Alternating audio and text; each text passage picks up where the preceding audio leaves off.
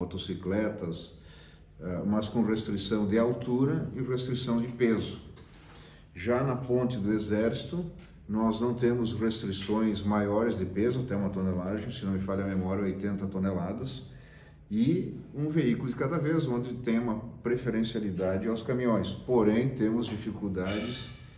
nos acessos, principalmente o acesso de Lajeado quando chove, então com algum caminhão que patina, um caminhão que quebra, o que é absolutamente natural. Então, com a tarde de ontem, o dia de ontem, com chuva e o desrespeito absoluto de dois condutores, um com um veículo menor, né? Era um furgão com carroceria, porém elevada, normalmente menor peso, com maior volume. E depois um Mercedes-Benz bolinha, um Mercedes-Benz de frente arredondada, baú, e onde também, mais uma vez, rompeu os reguladores. O que chama atenção para nós é que em ambos os lados, Arroio do Meio, Lajeado, já há, antes da ponte, antes da goleira da ponte, uma marcação de altura, o que esses caminhões naturalmente evitam passar sob a marcação, desviando lateralmente, e depois enfrentam necessariamente a goleira metros antes da ponte, o que faz com que ali não tenha mais como recuar, ou então se parasse o veículo, haveria totalmente uma impossibilidade de seguir o trânsito. Logo, enfrentando a goleira que antecede a ponte, aí, em face da altura e do movimento do veículo, essas goleiras são arrancadas. Internamente, o Dr. João Pedro,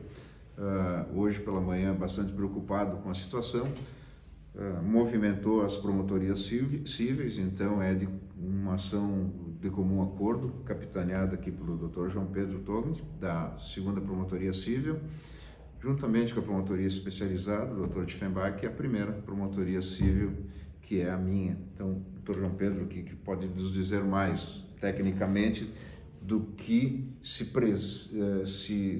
deseja que o Ministério Público, quais os movimentos em face disso que o Ministério Público vai tomar, até dentro das nossas limitações de atribuições, até porque nós não fazemos o papel de poder de polícia, nem criminal e nem de polícia administrativa, que seria a questão que envolve o trânsito das duas cidades. Em sim, o que o Dr. João Pedro vai abordar é o que o Ministério Público pode, nesse momento, oferecer à comunidade para que a gente tenha pelo menos uma minimização ou, quem sabe, a gente tenha maior respeito, educação e principalmente coerência com a nosso momento de deslocamento e de mobilidade aqui no Vale do Taquari. De fato, gerou a grande preocupação, angústia, a mim, ao Carlos, ao Sérgio, e imagino que aos cidadãos do Vale do Taquari em geral, a situação ocorrida com os caminhões. Porque a ponte, como todos sabem, ela partiu a reconstrução de uma força, de um empreendimento privado, algo inédito, algo que precisa ser reconhecido e louvado pelo poder público. E cabe ao poder público adotar as providências necessárias para tutelar, para proteger isso que é tão necessário para a população aqui do Vale do Taquari. A população do Vale do Taquari nominou a ponte como a ponte da reconstrução. Atualmente se fala melhor construir o Vale do Taquari, não se nomina mais reconstrução, mas ainda assim a ponte tem uma importância enorme, que somente para aqueles que vivem aqui e sabem a angústia de ter um parente morando do outro lado do Rio Forqueta, um amigo, e estar dividido por uma limitação geográfica que não existia até maio, sabe a angústia, ao peso disso. Então cabe ao Ministério Público adotar todas as providências que estão ao nosso alcance para evitar que fatos semelhantes voltem a acontecer.